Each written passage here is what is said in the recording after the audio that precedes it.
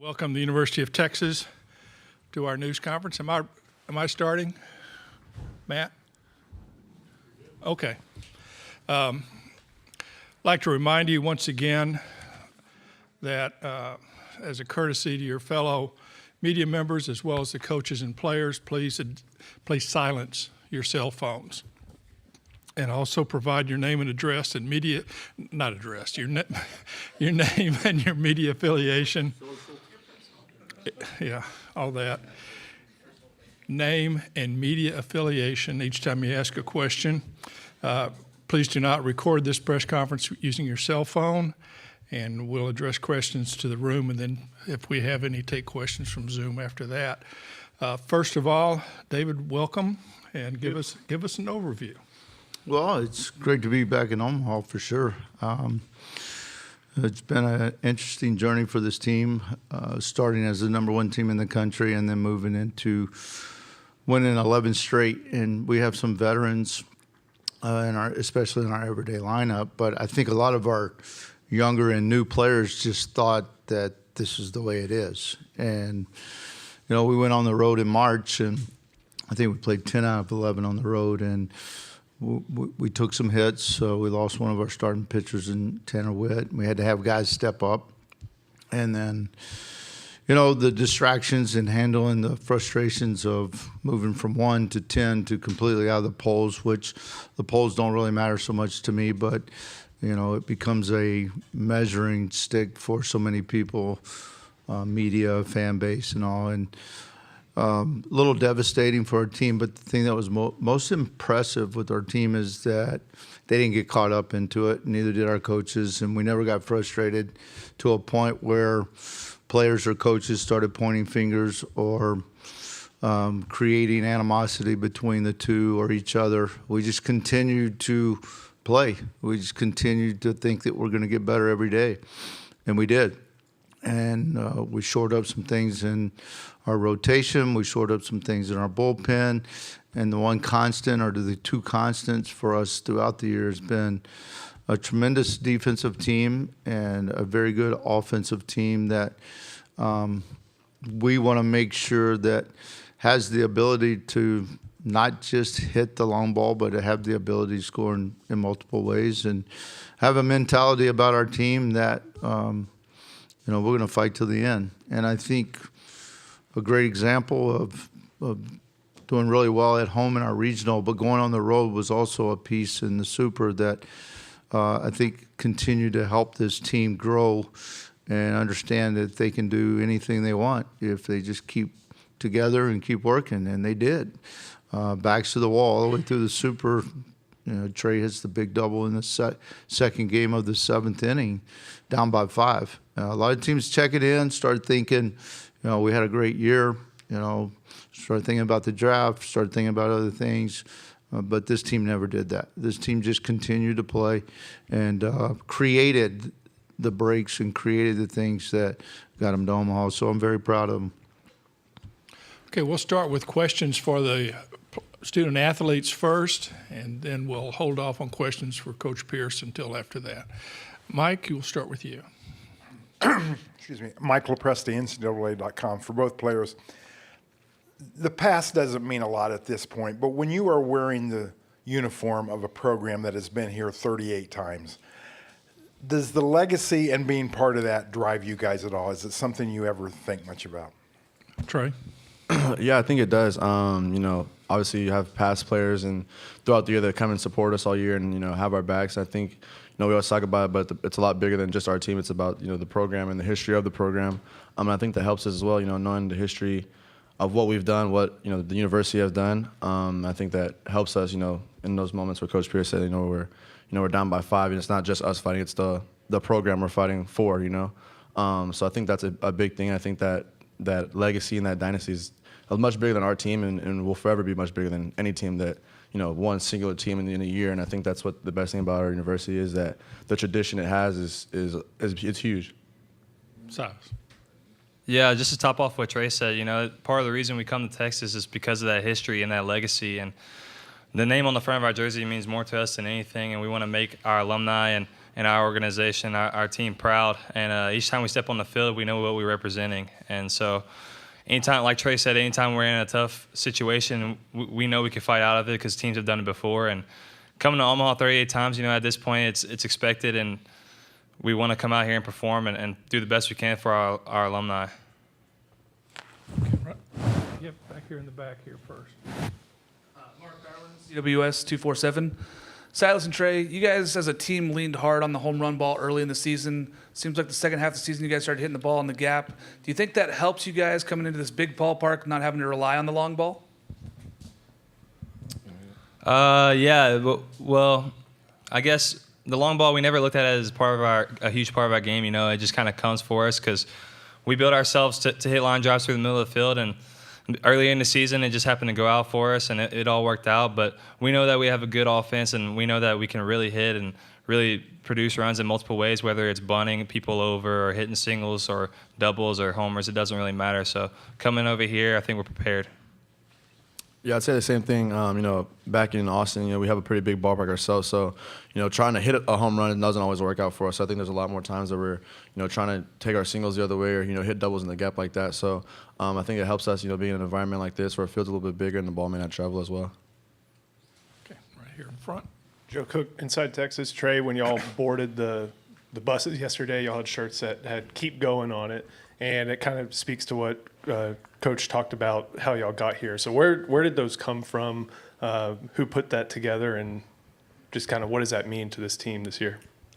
You want to say it or you want to say it? I think I don't know the real answer. I think he asked for you. All right. Well, for being completely honest, we were in an inter squad before the beginning of the year, and me and Ivan were on defense, and we're just kind of messing around at this point. We just started rapping songs in the middle of the inter squad, and there's a song. It's called "Every Chance I Get," and it says "Keep Going" in it. And I kind of just was jokingly said it, and then little by little, kind of just kept saying it, and then eventually the whole team kind of caught on, and now we use that on our T-shirt. And every time we're down or someone's battling AB, we just say "Keep Going" because obviously it's the rap song, but in other words, for baseball, it's we're fighting to the end. We're never going to stop until we're out or the last strike zone, last out. And I think it's kind of resembles everything we've done this year. We just kept going and kept fighting to the end. Silas, your response too? A similar response. I can recall a time we were at Citadel and just took 3 straight losses to South Carolina, 2 to College of Charleston, and those are tough for us. That was our first time really hitting adversity this year, and had to come to Jesus meeting, whatever. And we were at Citadel, and you could really tell that we were all pulling together at that time. And even after that, we struggled a little bit, but still, during that time, I remember I was on first base, and I forget who was hitting after me, but they were just working in that bat, and it was the first time the whole dugout was just yelling, "Keep going, keep going, keep going," and you could tell that the hitter wouldn't give in each and every pitch, and it was really nice to see that. I think we built off of that since then and put it on our T-shirt. That's how we're gonna go about this World Series. We're gonna keep going. I appreciate you guys clarifying that for me as well. Travis. It's Travis Brown with the Bryan College Station Eagle. I know a lot of people buzzing about the way that the brackets formed this year. Curious I know you're focused on the first game, but for the second game, what that means, what the possible matchups could be either way for both y'all on the field and for your fan bases that might be coming up to see that game. Silas. Like you said, we're really focused on the first game and the first pitch, and our main focus is to take it one pitch at a time. But like you said, if you want to look into the second game, it's going to be a lot of fun. That's why we come to the University of Texas, is to play those storied and rival programs like OU and A&M, whichever one it is, But it's going to be a lot of fun. We know it's going to be a great atmosphere, and that's what we live for, a great atmosphere. And we've played in front of great crowds all season, tough ones and ones that are supporting us. And, it's going to be a lot of fun. We have respect for both of those programs. Trey. Yeah, go as Silas said, to play those teams, obviously we played them, in the regular season, but to play them on the biggest stage is going to mean a lot. We're going to have a lot of fans and a lot of hype around it too. But the first things first, Notre Dame, we're worried about that, and that's our only focus right now. So once we get there, what's that point? Then we'll worry about them. Okay. Mike Patterson, Omaha World Herald, talking about that first game for both players. Texas and Notre Dame, 2 great universities with great traditions. Just talk about playing the Fighting Irish in that first game. Yeah, we're really excited to play the Fighting Irish. Can't recall we've ever played them before, but we knew that we were lined up with them last year, and they fell just short. And we know they're a great team, very experienced. But we have a lot of experience too, and a lot of Omaha experience. So we're going to rely on that, and we're gonna play our game. Trey. Yeah, I say the same thing. You know, they're obviously really good. They're here for a reason. They just came off of, you know, really good super regional. So, you know, they're a good ball club, and we respect them. And you know, we're excited for the matchup and to finally play. You know, get here, play our first game, and you know, get it ready. Okay, right here. Yeah, Max Olson from The Athletic for Silas and Trey. Obviously, people see the numbers that Ivan put up this year, but what impressed you guys just in terms of his process this season and kind of from how much you know him, kind of the things he did to be so successful this year? Yeah, I'd say, you know, probably the craziest thing is that, you know, you see some people have, you know, a good week or two, but he's had a good, I don't know, 5 months. So that's the craziest part of the season, you know, just continuously doing it. And then, you know, it's almost like you go to the ballpark a day and he does something even crazier than he did the game before. So that's honestly been the funnest part about it. And off the field, you know, just how he carries himself. You know, you would never think that, you know, he's the home run leader and he's batting, you know, whatever, he's batting 420 and going to win the Golden Spikes as he should. So, you know, to see that and to have him, you know, be on our team is special, and see it every day and just watch him work and all the things he's come through, you know, even since last year and to where he's at now, it's special to watch. Yeah, just kind of like Trey said, you know, he comes to the field every day, level-headed, never has his success on his mind. He only plays to win, and that's the greatest thing about him is every time he shows up to the ballpark, he wants to help the team win, and he's never caught up in his own. If he goes 0 for 4 and we win the ball game, he's just as happy as if he went 4 for 4, and that's the greatest thing about him. You know, we know we're gonna get each and every day out of him. He's the greatest player in the country for a reason, and he's gonna do great in the College World Series, and you know he's the best player, but he works like he's not even close, and that's the greatest thing about him is each and every night, you know, he comes in after practice, puts in the extra swings, puts in the work, and that's why he is where he is right now. Okay, any more questions for the student athletes? Anything for Zoom? Nothing? Yeah, okay. Okay, right back here in front there. Noah Darling, CWS 247. How does playing in that Greenville Super Regional kind of prepare you guys for Omaha better than playing at home like you guys did last year? Yeah, I'd say, you know, having our backs against the wall, you know, that first game, after losing that first game, I think that really helped us. You know, it's the same format kind of here as a regional. So I feel like that, you know, really helped us. And obviously, you know, not being at home and having the comfort of your own fans and, you know, own bed, all that kind of stuff, I feel like it's really helped us, or will help us, you know, coming in the College World Series. You know, obviously playing some tough teams and their experience as well. So it's going to be, you know, fun to watch and fun to play with.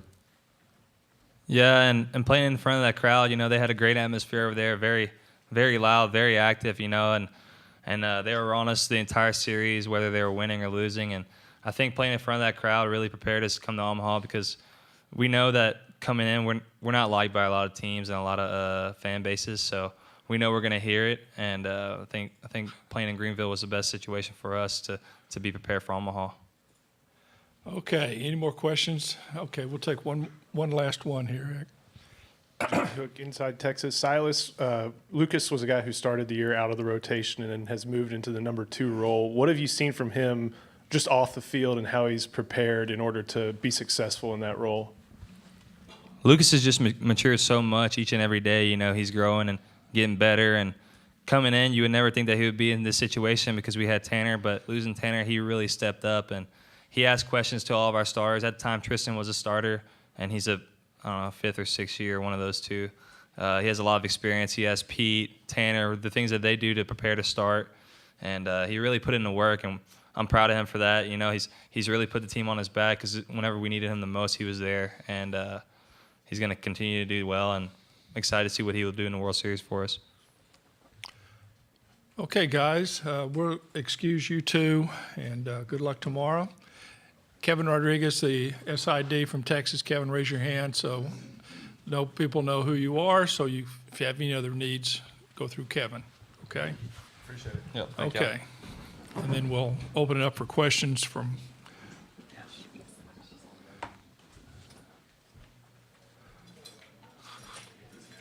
Yeah.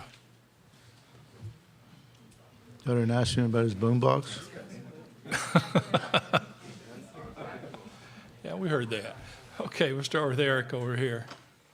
Yeah, Eric Olson with the Associated Press. David, you guys got 128 home runs, and I know you had mentioned that you guys like to think you can score in a lot of different ways. I guess that obliterated your program record for season home runs. So I guess how do you account for that? It's something like 40 more than you guys have ever hit.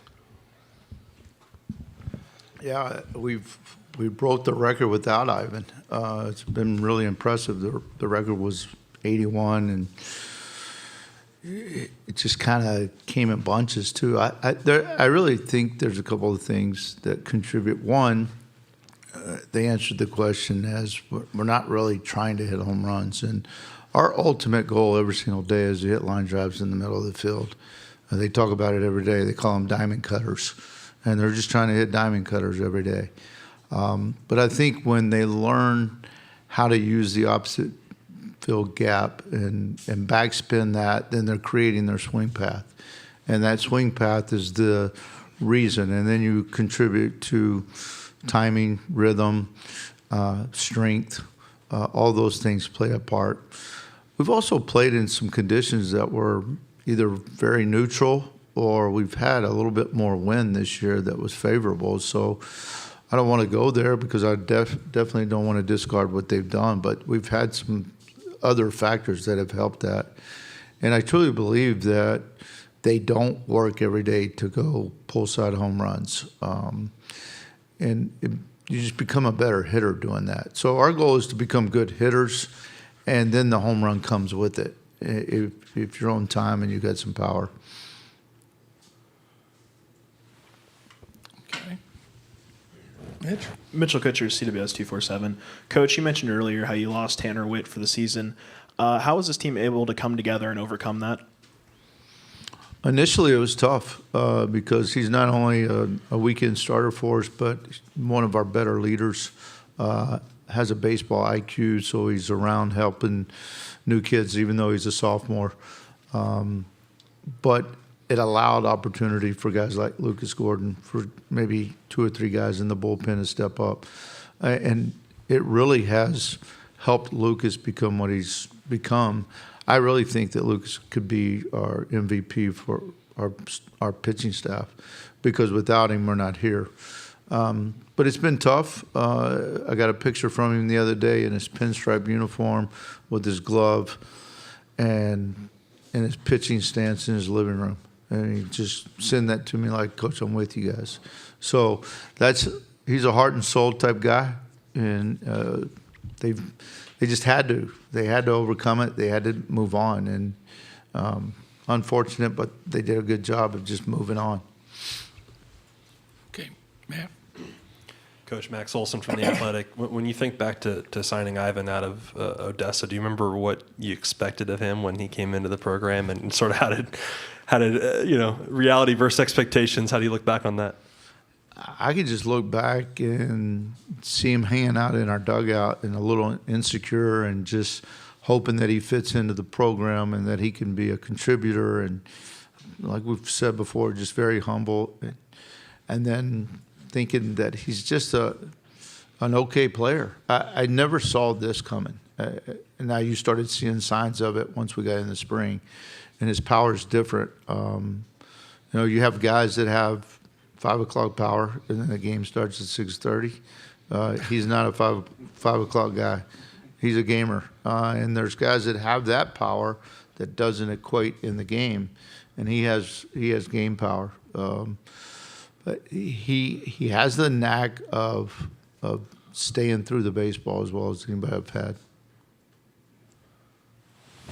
Okay. Austin Ulmer with MavRadio.fm.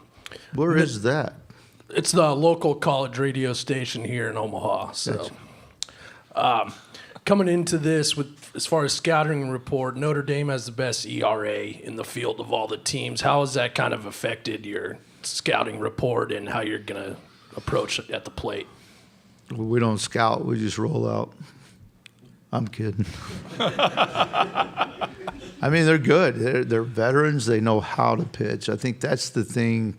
There's a lot of big arms right now. A lot of guys throwing 95, but they haven't executed pitching. And I think Coach Link and his staff have done a great job of just executing pitching. So I think for us, it's just to be ourselves, stay in the middle of the field in our mind, and be in a good spot.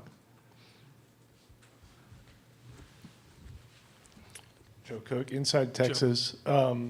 With all the changes that have happened with your pitching staff from when Tanner went down, how important has Silas been all year just to be that consistent guy, both in the clubhouse and behind the plate? I'm really glad you brought that up, Joe, because it should not be overlooked. We've played 67 games. He started 66 of them and played in the 67th. He's just been rock solid. He's durable, but he comes from a catching family. His dad caught in the big leagues. He came out of the womb basically being set up, programmed, however you want to say it, to be that guy, and his body is very conducive to being a catcher. He's much more flexible than maybe he looks, and very durable. But I think the biggest thing that I could go to with our staff and Silas is trust. They just really trust that, one, he knows how to work with each guy and get the max from him. One guy, you got to joke with him on the mound. Another one, you got to kick him in the tail. And just understanding the staff and knowing how to get the max out of them. Silas has done an excellent job with that. But just he's a rock. He's a foundation of that entire group. Okay, any more questions? Yeah, okay. Mark Garland, CWS 247. Coach, you guys had that string of games where you guys were struggling there in early April and going on those road games. Do you think that triumphing through a little bit of that adversity kind of helped you guys getting ready for this tournament? 100%. I don't think you win championships without adversity. Every team.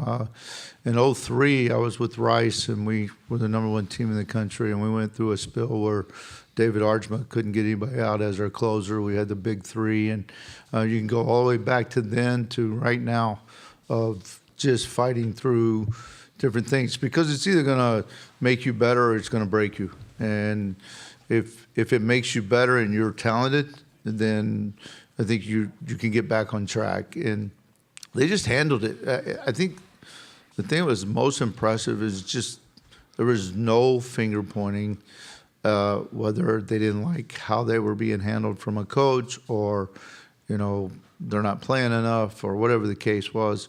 It just, they continue to just try to get better. And it sounds so basic, but our goal is just to get a little better every day. And if you panic, and it's just a tribute to our mental game. It's a tribute to our players, their perseverance, their grit. But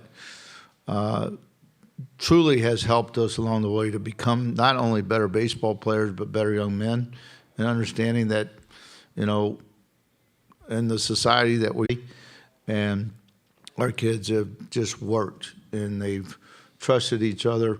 So we wouldn't be here if it wasn't a unit like that. If it was a couple of guys, then, you know, we probably wouldn't have overcome it. But I think we have a team that's full of winners and guys that just believe in each other, and they like playing, and they like playing together. So I never sensed any kind of panic or even frustration down by 5 in the 7th of game 2. We got a big hit from Trey. That's what we needed. We got a big home run from Douglas. That's what we needed. Turn it into a 3-run game. And I don't think ECU gave in. I don't think they per se melted or did anything wrong. We just went out and won the game. And that's kind of how it went. Okay, this will be our last question, Mike. Michael Presti, NCAA.com. David, one of your players mentioned how, has one of the heavyweight programs, other fan bases may not like Texas for whatever reason. For whatever reason. Don't look at me. To be in that situation, does that put a unity or a toughness? Does it become a weapon or something positive that your guys turn into? Yeah, I think so. I think it just, when you come to Texas, I mean, I took the job at the University of Texas from Tulane, Sam Houston State, spent 9 years at Rice. 2 years at the University of Houston, and coached high school for 11 years. I grew up in the state of Texas, and I looked at the University of Texas as the pinnacle of college baseball. Those guys must be really something special. Those guys must get everything. They receive whatever they need. They have all the resources. And it's really not the case. I mean, we're another really good team, but I think from the outside looking in, you look at our situation, and I think it's built from the history of this program, the success of this program of 38 times into Omaha. People just kind of get tired of Texas, to be honest with you. And so we feed off of that. When we went to ECU, it wasn't about ECU. It wasn't about their fans. It's just about us. So we're just going to be us. We're not prima donnas. We are not overly gifted. We're just a hard-nosed bunch of guys that like baseball. And it happens to be at the University of Texas. In your own image.